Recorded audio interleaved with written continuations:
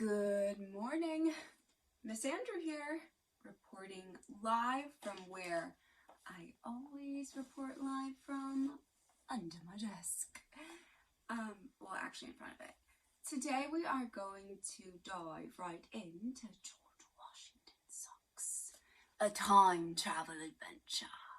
And we are going to be reading chapter 6. Before Matt even opened his eyes, he knew that something was wrong.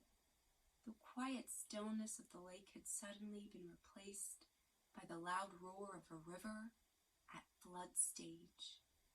As he sat blinking in the darkness, Matt could hear the chattering of his teeth and feel the tips of his ears stung with the cold. Cold? He thought to himself.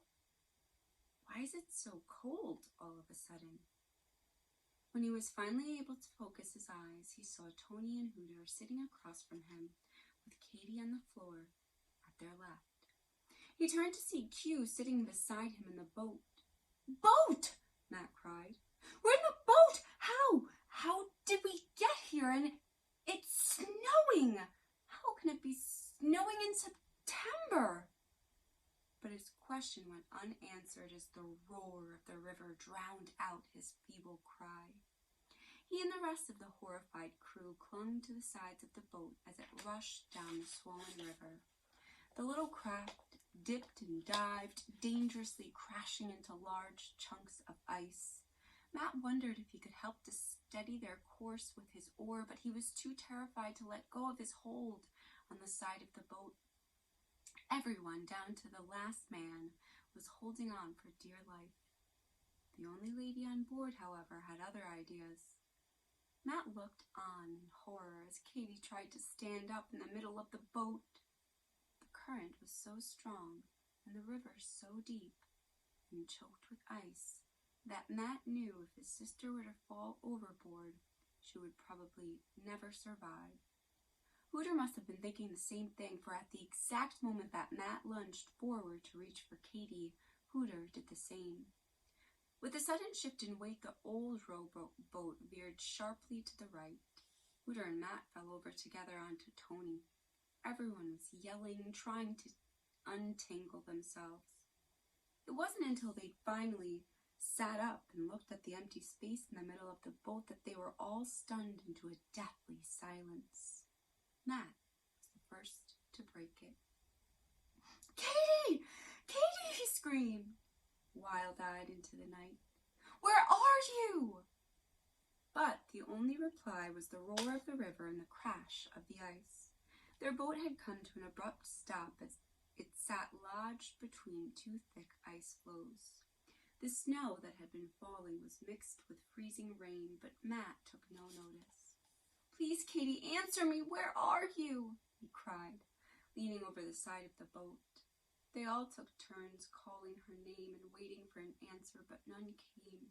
They sat for a long time, dazed, unable to believe what had happened. Meanwhile, the freezing rain lashed their faces and soaked through their sweatshirts. Q was the first to notice it. "We've got to get out of this ice jam or we'll freeze to death," he called to Matt. But Matt was too distracted to hear. He was desperate to see some sign of Katie. He knew that if he could just see her, he'd jump out of the boat and save her. He wanted to jump out now, but the visibility was so bad there was no telling where she was.